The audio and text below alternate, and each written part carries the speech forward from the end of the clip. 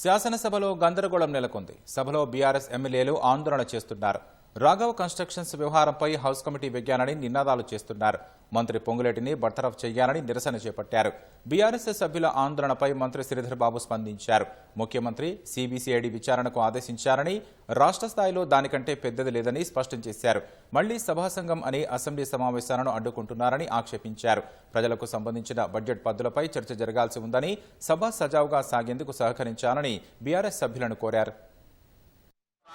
On behalf of the Chief Minister to move the motion for leave to introduce the Telangana Hate Speech, Hate Crimes Preventions Bill 2026. Minister Garu. Minister Garu. On behalf of Honorable Chief Minister, I beg to move for leave to introduce the Telangana Hate Speech and Hate Crime Prevention Bill 2026. Motion moved. The question is that the Telangana Hate Speech and Hate Crimes Prevention Bill 2026 be introduced. Those who are for the motion, please say ayes. Those who are against, please say no. Ayes have it. ఈ రోజు నేను గౌరవ సభ్యులకు TRS కి సంబంధించిన సభ్యులను కోరుతా ఉన్నాం. మీరు అడగగానే వెంటనే మా గౌరవ మైనింగ్ మినిస్టర్ గారు డాక్టర్ వివేక్ గారు మొదటగానే విచారణ జరిపిస్తాం పూర్తి స్థాయిలో అని స్పష్టంగా చెప్పారు.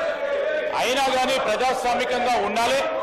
మీరు ఇంకా డిమాండ్ చేస్తా ఉన్న తరుణంలో ఈరోజు మేమే అధ్యక్ష ప్రభుత్వంలో ఉండి ఎవరు తప్పు చేసినా ఊరుకునేది లేదని నోటీసులు కూడా ఇచ్చింది మా ప్రభుత్వం, వారి ప్రభుత్వం కాదు. ముఖ్యమంత్రి రేవంత్ రెడ్డి గారు నిన్న స్వయాన లేచి మొత్తం సిబిసిఐడి ఎంక్వైరీ చేశారు అధ్యక్ష. మొత్తం సిబిసిఐడి ఎంక్వైరీ అయినాక హౌస్ కమిటీకి ఏమన్నా ఆలోచన ఉంటుంది అధ్యక్ష? హరీష్ గారిని కోరుతా ఉన్నా. ఈరోజు ముఖ్యమంత్రి గారు సిబిసిఐడి విచారణకు ఆదేశించడం జరిగింది.